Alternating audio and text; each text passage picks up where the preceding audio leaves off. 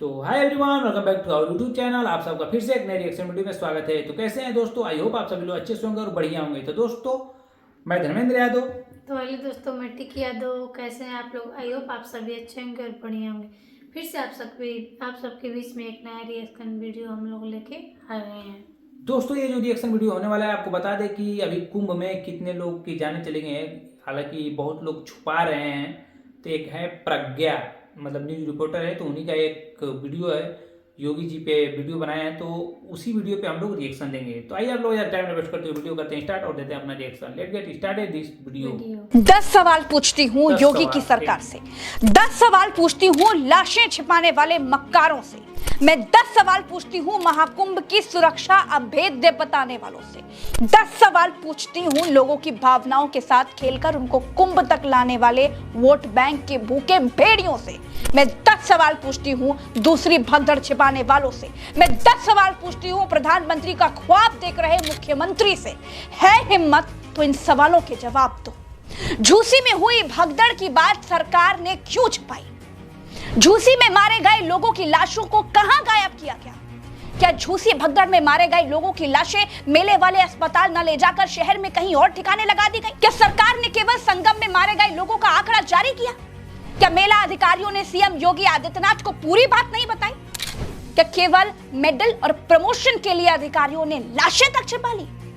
इतना समय बीत जाने के बाद भी मारे गए लोगों की सूची क्यों नहीं जारी की गई? भास्कर कहता है कि मौनी अमावस्या पर 400 लोगों ने अपनों को खोने की शिकायत खोया पाया केंद्र पर की थी। क्या इस सूची में हमेशा के लिए खो गए लोग भी थे? क्या भगदड़ में 30 से ज्यादा लोग मारे गए? क्या केवल सरकार की इज्जत बचाने और झूठी शान बनाए रखने के लिए लाशों की सही संख्या और भगदड़ की भयावता को छिपा लिया गया? कि हमारा मुख्यमंत्री झूठा है। जिस सच को छुपाने के लिए सरकार हर मुमकिन कोशिश करती रही, जिस सच को दबाने के लिए प्रशासन ने भगदड़ होने की बात से भी पल्ला झाड़ लिया था, जिस सच को गायब कर देने के लिए सत्ता, प्रशासन और उनका बिकाऊ मीडिया लोगों की मौतों को भी झुठलाता गया।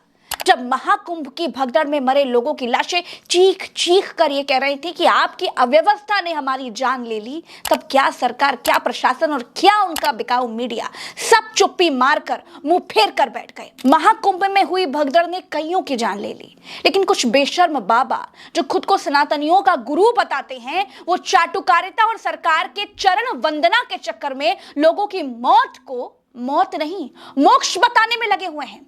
धीरेन्द्र शास्त्री कह रहे हैं कि लोग महाकुंभ में मरे नहीं हैं, उन्हें मोक्ष मिल गया है। सुनिए जरा, ये बेशर्म बाबा, सो कॉल्ड बाबा क्या बोल रहे हैं, सुनिए। ये महाप्रयाग है, मृत्यु सबकी आनी है, एक दिन मरना सबको है, पर कोई गंगा के किनारे मरेगा तो वो मरेगा नहीं, मोक्ष पाएगा। धीरेन्द्र शास्त्री जी, आपको थोड़ी भी शर्म नहीं आई? ऐसी दर्दनाक हादसे को आप मोक्ष का रास्ता बता रहे हैं? अरे इतना ही अगर आपको मोक्ष का ज्ञान है तो जाइए गंगा के किनारे खुद ले लीजिए ना मोक्ष, बड़े आए। इससे पहले ये बाबा बता रहे थे कि जो महाकुंभ नहीं गया वो देशद्रोही है। हर व्यक्ति को आना चाहिए, जो नहीं आएगा वो पछताएगा, वो देशद्रोही कहलाएगा। अब इनके कहने के अनुसार तो जो जवान हमारी आपकी रक्षा के लिए, इस देश की रक्षा के लिए सीमा पर अपनी जान की बाजी लगाए हुए खड़े हैं, वो भी देशद्रोही हुए। खैर दोस्तों, जो प्रशासन संगम में हुई भगदड़ को नहीं मान रहा था, वो आपसे ये सच भी छुपा गया कि भगदड़ सिर्फ संगम घाट पर नहीं, झूसी इलाके में भी हुई और वहां भी कईयों की जान चली गई। अधिकारियों से जब पूछा गया कि आपने क्यों नहीं बताया कि झूसी इलाके में भी भगदड़ हुई, तो साहब बोले उन्हें तो जानकारी ही नहीं थी। साहब को यह जानकारी है कि करोड़ों लोग आएंगे। साहब को यह भी जानकारी है कि चप्पे चप्पे पर हमारी नजर है।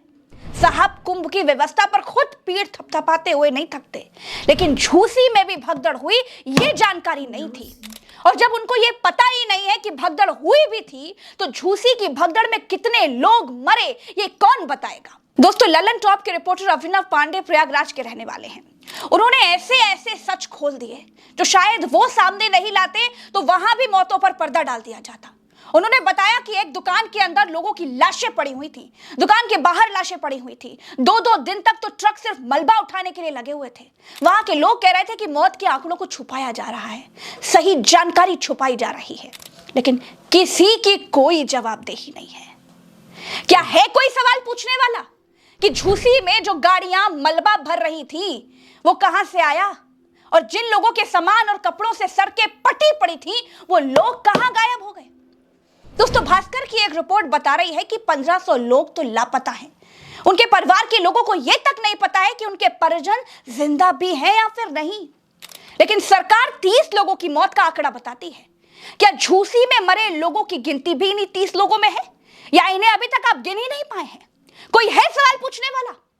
जो मीडिया, जो गोदी मीडिया हिंदू हिंदू का नाम लेकर प्रोपेगेंडा चमकाता रहता है, छाती पीटता है, कहां गए वो? निगल गए इन हिंदुओं की मौत का सच? कोई पूछे या ना पूछे, मैं सवाल पूछूंगी, मैं सवाल पूछना नहीं छोड़ूंगी। इतनी मौतों के बाद भी सरकार कह रही थी कि कोई भगदड़ नहीं हुई। अरे ऐसा तो राक्षस भी नहीं करते।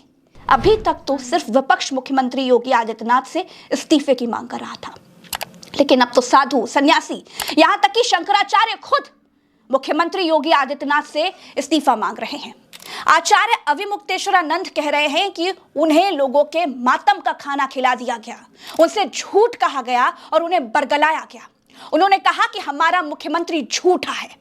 सुनिए शंकराचार्य जी को और समझिए महाकुंभ में हुई महाभगदड़ की उस भयावता को, और सोचिए कैसे इन राक्षसों ने श्रद्धालुओं की मौत को अफवाह बताकर महापाप किया है। हम तो कहते हैं कि ऐसे मुख्यमंत्री को कुंभ पर्व रहते रहते इस्तीफा दे देना चाहिए। आज सबसे बड़ी जो हम लोगों के मन में पीड़ा है वो ये है कि हमारा मुख्यमंत्री झूठा है।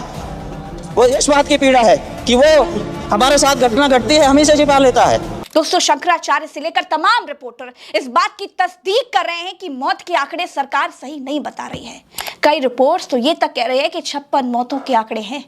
आप सोचिए कैसी बेशर्मी और फरेब की सारी हदें पार कर दी जा रही हैं। कैसे आप लोगों से झूठ बोला जा रहा है। आपकी जान की क्या अहमियत है इन सरकारों के लिए, इसी से अंदाजा लगा लीजिए कि आपकी मदद के लिए सरकार आगे आने के बजाय सरकार और प्रशासन आपके अपनों की मौत को छुपा लेने में ही अपनी सबसे बड़ी उपलब्धि समझ रहा है। अभी भी वक्त है, संभल जाइए दोस्तों। नमस्कार दोस्तों, जैसा कि ये प्रज्ञा, मतलब ये जो लड़की ये जो बोली है, तो एक तरह से बताया कि एकदम 100%, 99% मतलब 100 में मतलब राइट बात है, सही है, सही बात है, एकदम सही बात है। क्योंकि ये लोग मतलब वहाँ पे जितने लोग मरे हैं उन लोगों का लिस्ट सामने नहीं ला रहे हैं। नहीं, ओरिजिनलिटी क्या है वो सब ये सामने दिखाना नहीं चाहते हैं, क्योंकि भाई वो दिखा देंगे तो फिर क्या है कि एक तो शायद ये मुआवजे की बात करते हैं, 25-30 लाख शायद बोल रहे थे कि जो लोग मरे हैं उनको देने, एक तो वो देना पड़ जाएगा। उसके बाद एक इन लोग को एक थप्पा लग जाएगा कि इनकी सरकार में इतने सारे व्यवस्था ना हो पाने की वजह से मतलब इतने लोगों की जानें चली गई। इनकी छोड़िए, मतलब इनकी सरकार की बात अलग रखते हैं, जो जिनके अंडर में, जिन अधिकारी के अंडर में वो पूरा महाकुंभ का था, तो वो लोग अपना मतलब वो पाने के लिए, मतलब अपना मेरा प्रमोशन हो जाए, वो अपना अपग्रेड करने के लिए शायद ये लाशों को मतलब छिपा दिए। हालांकि मैं आपको बताना चाहूँगा कि बहुत सारे लोग गए थे, हम लोग के गांव से, हम लोग के एरिया से बहुत सारे लोग गए, तो वो लोग आए वहाँ से, फिर उसके बाद उन लोग से मुँह से हम लोग सुना कि वो लोग बता रहे थे कि वहाँ पे क्या होता है कि जो लोग मर जा रहे थे उनको गाड़ी में लाद कर ले जाकर उधर कैसे भी बहा दे रहे थे, ले जाकर गड्ढा खुनवा कर डलवा दे रहे हैं लोग, क्योंकि सामने ये ना है, मतलब ऐसे। और उसमें क्या है कि किसी घर का, किसी का भाई खो गया, किसी की बहन खो गई, किसी का माँ, किसी का बाप, किसी का मतलब हर एक किसी भी रिलेशन का हो, मतलब खो जाते हैं, तो उनके अंदर डाउट रहता है कि भाई पता नहीं जिंदा है कि नहीं है। लेकिन ये लोग इतने मतलब नीचे गिरेंगे, मतलब ये मतलब हम लोग भी एक्सेप्ट नहीं किए थे।